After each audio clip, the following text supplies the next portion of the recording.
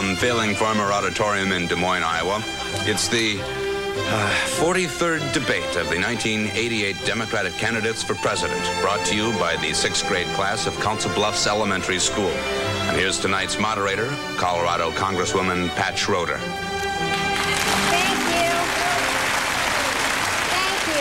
Thank you. I'm Pat Schroeder. As you know, I was almost a candidate for president myself, and when I withdrew from the race, I cried.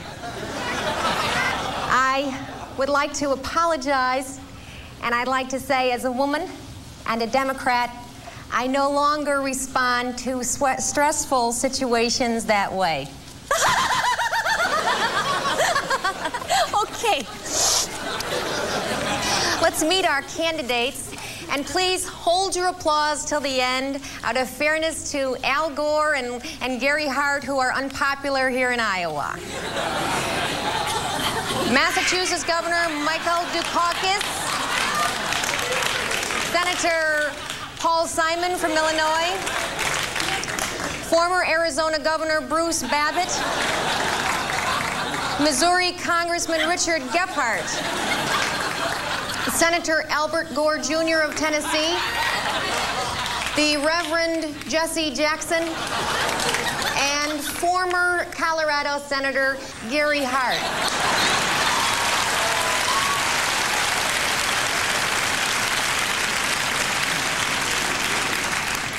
We'll begin with you, Senator Hart. But I'm not going to ask you about you-know-what.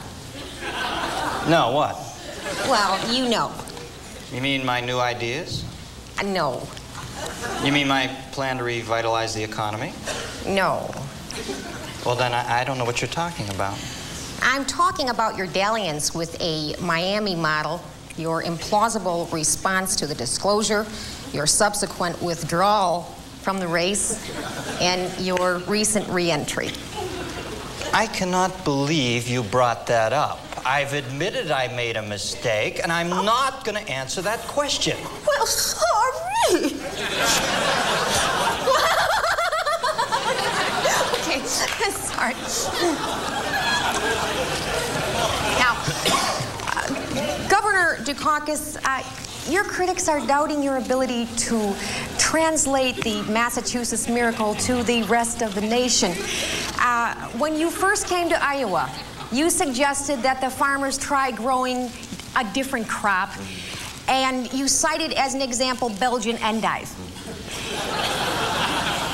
Do you think that Belgian endive still is the answer to Iowa's economy? Pat, each of us here tonight is asking for America's leadership and trust, allowing us to lead the country. And I don't think that you can lead without a vision. And I have a vision for America. I see purple mountains of Radicchio. I see verdant valleys of arugula. I see escarole from sea to shining sea. I know I'm running out of time, so let me conclude that with direction, with purpose, little oil and vinegar, maybe some feta cheese, there is nothing we cannot do. Thank you. Please hold your applause. Thank you. As Senator Gore, your wife, Tipper, has led the fight to censor offensive rock and roll lyrics and videos. At the same time, you have admitted that while you were in college, you and Tipper smoked pot. My question to you is, what on earth were you listening to when you were smoking the marijuana? Pink Floyd. I was wondering if I could use the rest of my time to explain my views on arms control and stronger defense. I'm sorry, you will have to use your time to answer the question which is posed. Okay. It was Dark Side of the Moon. And I've admitted to smoking pot, and a lot of people have made the same mistake. And we'll never, ever do it again. No applause. Reverend Jackson. Yes, Pat? You have advocated huge cuts in defense spending. I admire that, but won't that weaken us militarily?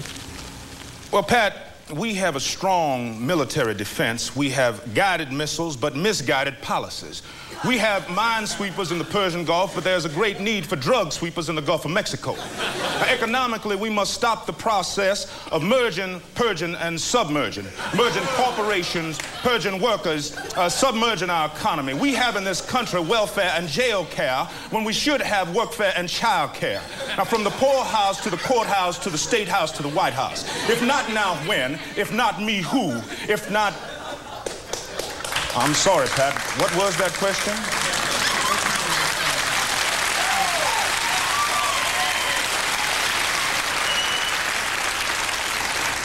Senator Simon, why the bow tie?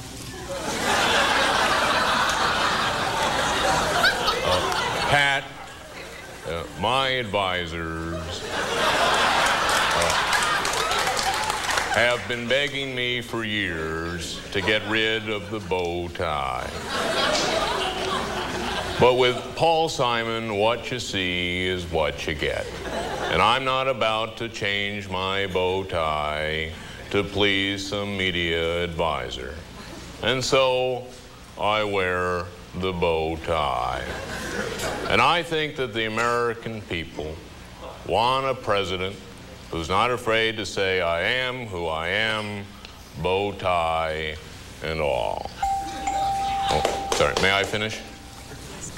So that's why I wear the bow tie. Thank you. Thank you. Governor Babbitt, you have said that you would raise taxes in order to reduce the deficit.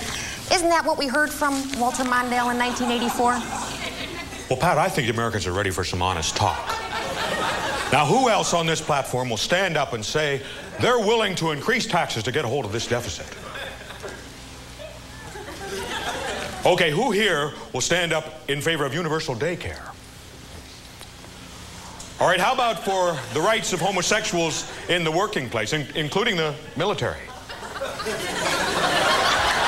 All right, a manned mission to Mars. Who will stand up for a manned mission to Mars? Okay, how about...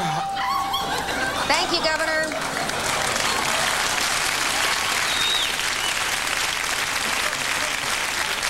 Thank you, Governor Babbitt. And now on to Congressman Richard Gephardt. Your critics have called your trade bill protectionist. How do you respond to that? Well, Pat, I believe in fair trade, but I also believe in fair trade. The bill I've sponsored in Congress will take strong retaliatory measures against he is not funky at all. Take, for example, South Korea. One of my hairs is out of place. It's hanging right over my forehead. There, got it. Cost $10,000 in the United States. Oh, yeah. Third row.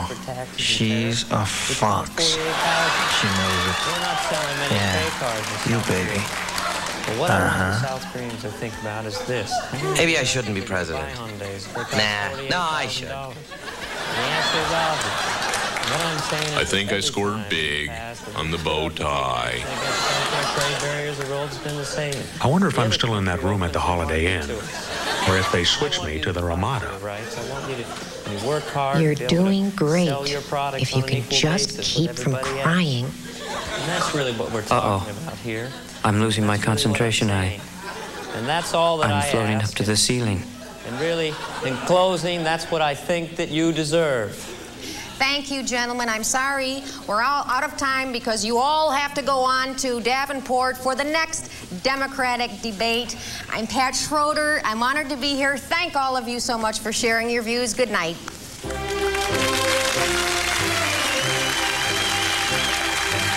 Now stay tuned for the 38th debate of the 1988 Republican candidates from Cap Oil Well Arena in Houston, Texas.